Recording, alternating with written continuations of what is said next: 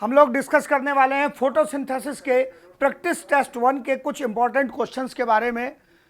जो टेस्ट आपने अटेम्प्ट किया है फोटोसिंथेसिस का, उसमें कुछ इंपॉर्टेंट क्वेश्चंस, जैसे यहां पर आपसे इस क्वेश्चन में पूछा गया है, how many electrons flow in non cyclic process of light reaction पर O2 रिलीज।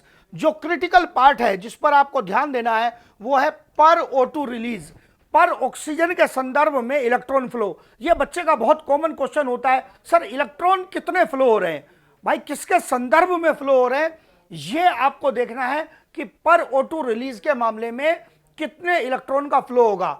आपको ज्यादा नॉन साइक्लिक प्रोसेस पर जाकर उसके पूरे प्रोसेस के झंझट में नहीं पड़ना है, आपको क्वेश्चन सॉल्व होता नजर आएगा पर O2 रिलीज से। जरा ऑप्शन देख ले, ये आपको अलग अलग ऑप्शंस प्रोवाइड कर दिए।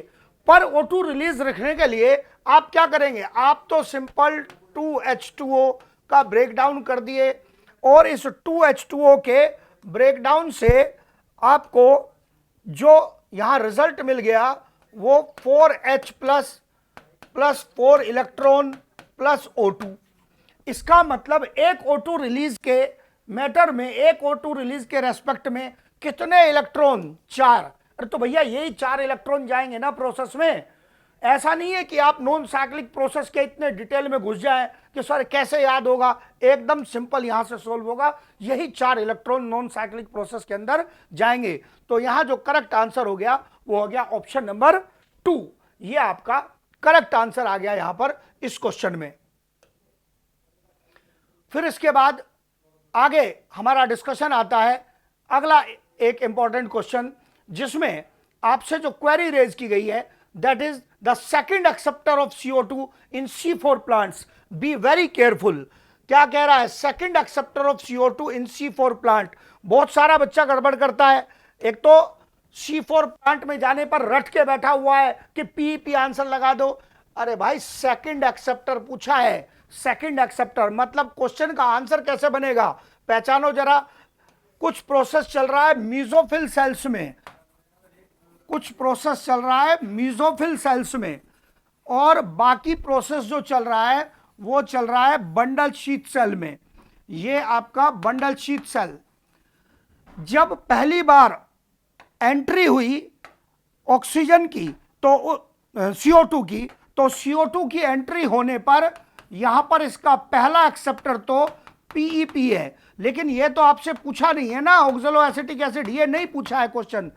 जब यहां से मैलेट या एस्पार्टेट बंडल शीथ सेल में चले गए और इन्होंने CO2 रिलीज की, और अब जो C3 साइकिल चलेगी, इसको चलाने के लिए पूछ रहा है यहां एक्सेप्टर कौन है। अब अपनी समझ लगाओ भाई, C3 साइकिल तो चाहे C3 प्लांट हो या C4 प्लांट हो, एक्सेप्टर तो अल्टीमेटली उसमें RUBP आएगा ना। RUBP ही तो CO2 को एक्सेप्ट करेगा और इसी के द्वारा एक्सेप्ट होकर केल्विन साइकिल का प्रोसेस आगे बढ़ेगा। तो इसका मतलब आंसर क्या बनना चाहिए, RUBP। तुरंत देखते ही समझ में आ जाना चाहिए, पहले पूरा आपको एक्सप्लेन कर दिया है। पूरा एक्सप्लेन करने के बाद ये आपके सामने यहां पर ऑप्शन रखे PEP, मैलेट, एस्पार्टेट, RUBP। ये जो मैलेट एस्पार्टेट है ये आंसर नहीं हो सकते, तो आसपास नहीं है, इनका तो ब्रेकडाउन हुआ है। इसका मतलब आपका जो करेक्ट आंसर बनता है वो करेक्ट आंसर बनता है RUBP, राइबुलोज 1,5 बिसफॉस्फेट, जो कि आप पहचानते हैं एक 5 कार्बन का शुगर कंपाउंड है जो CO2 के एक्सेप्टर के रूप में काम करता है। फिर उसके बाद आगे हमारा डिस्कशन आ गया नेक्स्ट क्वेश्चन का। इस क्वेश्चन में यहां पर आपसे जो क्वेरी रेज की गई है, how many of the following features are related to C4 plants. फिर से क्वेश्चन है किसके बारे में, C4 प्लांट्स के बारे में। NCERT के कुछ पॉइंट्स रेज किए गए हैं C4 प्लांट्स के बारे में।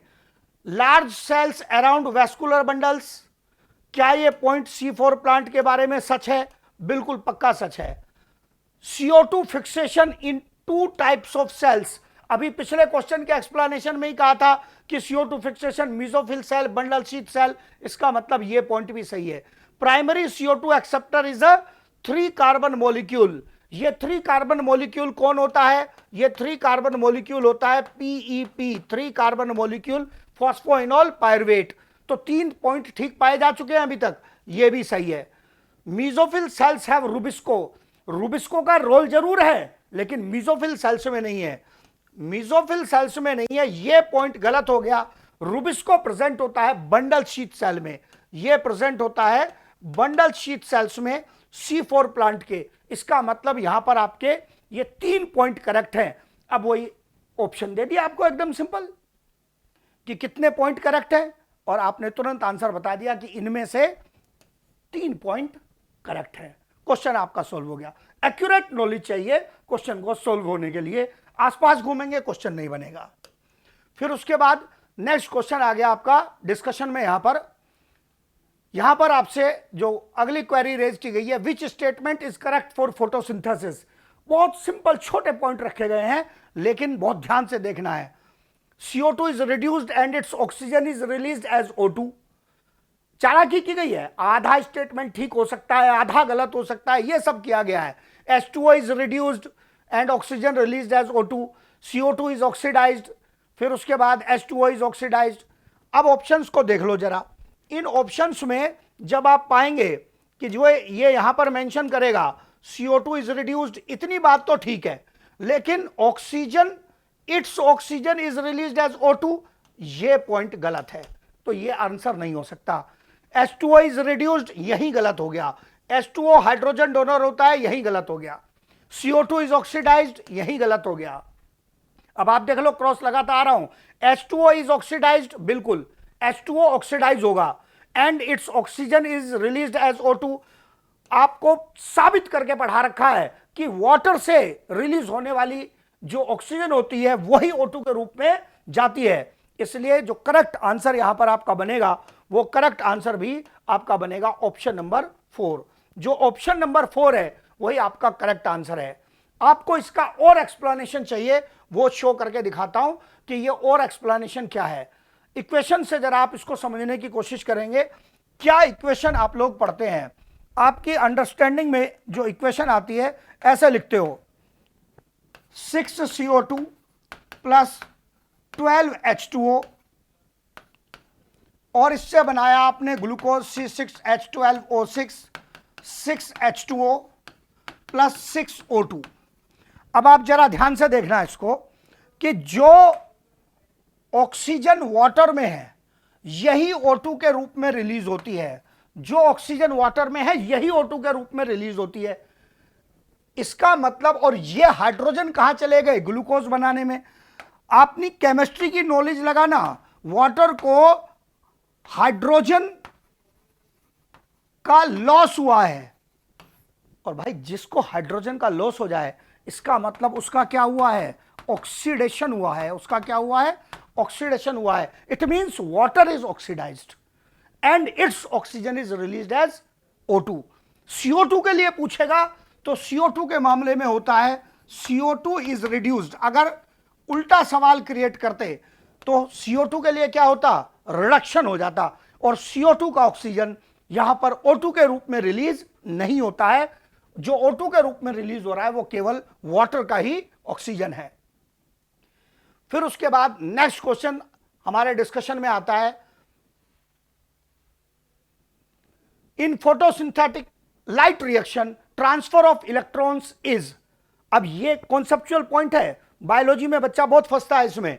Higher to lower redox potential, random, lower to higher redox potential and not related to redox potential.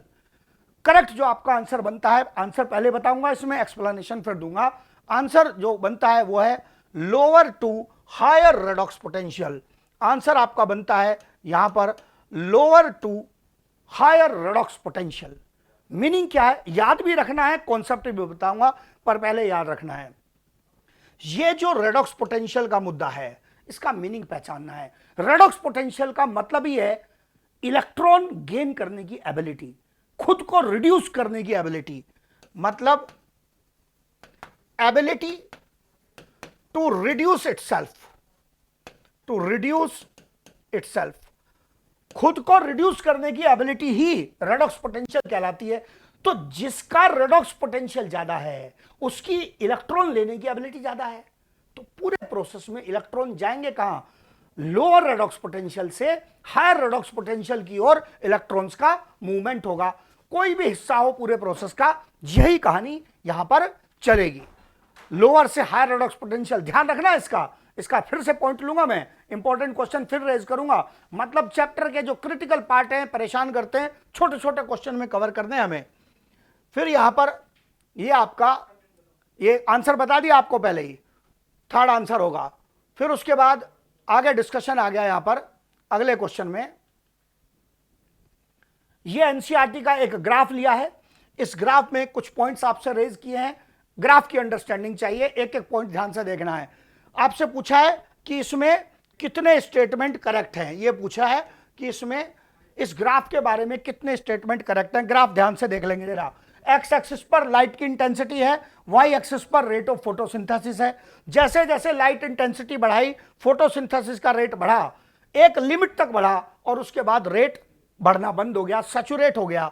तो अब अप्लाई करके देखो, एट लो लाइट इंटेंसिटी, मतलब जब लाइट की इंटेंसिटी कम है, इसका मतलब लाइट ही कम है। आगे कहता है water acts as limiting factor. ऐसे कैसा होगा? अरे भैया, जिसकी कमी होगी वही लिमिटिंग फैक्टर होगा ना, इसका मतलब ये पॉइंट तो गलत हो गया। In segment C of curve light intensity is not a limiting factor. Segment C में लाइट के मामले में सैचुरेशन आ चुका है और कह रहा है कि अब सी लिमिटिंग फैक्टर नहीं है। बिल्कुल सही कह रहा है कि अब सी लिमिटिंग फैक्टर नहीं है, क्योंकि अगर सी लिमिटिंग फैक्टर होता, जो लिमिटिंग फैक्टर होता है वो वही होता है जिसकी कमी हो, जिसको बढ़ाने से रेट बढ़ जाए। लाइट की इंटेंसिटी बढ़ाने से तो अब रेट नहीं बढ़ रहा है, इसका मतलब लाइट इंटेंसिटी अब लिमिटिंग फैक्टर नहीं है, कोई और फैक्टर लिमिटिंग हो चुका है। अब कोई और फैक्टर लिमिटिंग हो चुका है। फिर यहां पर एक क्रिटिकल पॉइंट लिया, light compensation point is observed in segment C. यहां धोखा दे रहा है आपको, एक तो बड़ा शब्द लेकर आया लाइट कंपेंसेशन पॉइंट। भैया, ये जो लाइट कंपेंसेशन पॉइंट है ना, अगर थोड़ा याद हो आपको, ये आता है मॉर्निंग में और इवनिंग में। मॉर्निंग और इवनिंग में आता है जब लाइट की इंटेंसिटी कम होती है। इतनी कम लाइट पौधे को मिले कि वो केवल अपने रेस्पिरेशन के बराबर ही फोटोसिंथेसिस कर पाए, उसी को आप लाइट कंपेंसेशन पॉइंट कहते हैं मॉर्निंग इवनिंग में। तो सेगमेंट सी में तो इंटेंसिटी हाई है, कम कहां हुई? तो इसका मतलब ये स्टेटमेंट भी गलत है, फिर धोखा दे रहा है। Statement number 4, at high light intensity rate of photosynthesis is saturated. देख लो जी, हाई लाइट इंटेंसिटी में रेट ऑफ फोटोसिंथेसिस बढ़ना बंद हो गया, सैचुरेट हो गया। बिल्कुल सही बात है। As some other factor has become limiting, yes, पहले पॉइंट पे ही समझाया था, दूसरे पॉइंट पे समझाया था कि अब लाइट इंटेंसिटी लिमिटिंग फैक्टर नहीं है, किसी और चीज की कमी हुई है। दिन में जब दोपहर हो जाती है, इतनी धूप रहती है, तो लाइट की कोई कमी नहीं है, पौधे के पास कोई अन्य फैक्टर लिमिटिंग हो जाता है। और वो भी बताते हैं क्लास में कि सामान्य तौर पर ये जो लिमिटिंग फैक्टर होता है, mostly it is CO2 concentration. दिन के समय जब लाइट इंटेंसिटी काफी मात्रा में अवेलेबल होती है तो वो CO2 कंसंट्रेशन लिमिटिंग फैक्टर होता है। So this is also a correct point. तो यहां पर इसका मतलब आपके पास जो करेक्ट पॉइंट है वो कौन कौन से आ गए? 2 और 4 करेक्ट पॉइंट आ गए आपके। अब आप ऑप्शन देखेंगे, देखो क्वेश्चन के सेंस को समझना वो बड़ा इशू है, बाकी ऑप्शन पे निशान लगाना तो वो बहुत छोटा काम है। So your correct answer is option number 2। Option number 2 आपका करेक्ट आंसर है। ये करेक्ट आंसर आपका बन गया इस क्वेश्चन का। Now we come to next question. हाँ जी, फिर चालाकी की गई आपसे, होशियारी से बनेगा। Which of the following transfer of electron और प्रोटॉन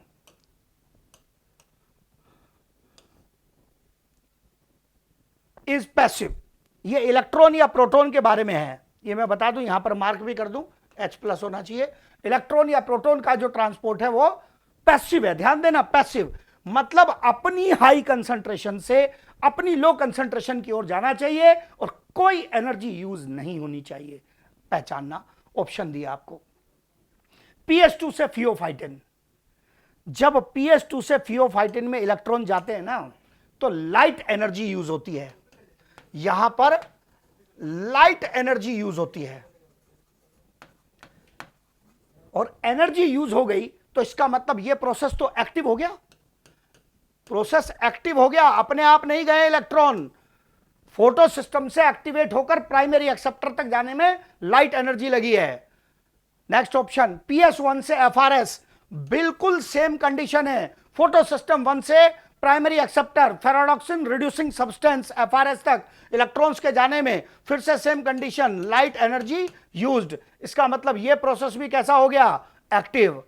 नेक्स्ट ऑप्शन स्ट्रोमा के प्रोटॉन ल्यूमेन में, स्ट्रोमा के प्रोटॉन को ल्यूमेन में ले जाने का काम कौन करता है, PQ करता है, प्लास्टोक्विनोन करता है, और यह प्रोटॉन पंपिंग है, यह प्रोटॉन पंपिंग है, यह सबसे टेढ़ा पॉइंट है, प्रोटॉन पंपिंग। ना लाइट एनर्जी लगी ना ATP लगे, किसकी एनर्जी लगी, उस इलेक्ट्रॉन की जो एक्साइट हुआ था उसकी एनर्जी लगी है।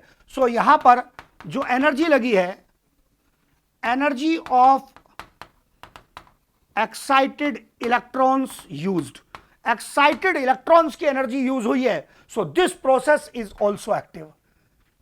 तो इसका मतलब ये तीनों एक्टिव हो गए। तो एक बात तो क्लियर है कि अगला जो ऑप्शन आएगा वही पैसिव में आएगा। अब उसको आपको जरा प्लेस करना है, ल्यूमेन में भरे हुए प्रोटॉन स्ट्रोमा में जाएं। भाई ल्यूमेन में प्रोटॉन की हाई कंसंट्रेशन है, जब ये CF0 CF1 के माध्यम से प्रोटॉन्स जाएंगे और इनसे इनकी एनर्जी से ATP बनेंगे, तो इनमें तो खुद ही भारी एनर्जी है। So they are going from their higher concentration to lower concentration in stroma. तो इसलिए पैसिव प्रोसेस का जो यहां पर आंसर है that is your option number 4। Passive process का जो आंसर है आपका that is your option number 4। ये आपका ऑप्शन नंबर 4 आपका यहां पर इसका आंसर आ गया। This is all about our discussion.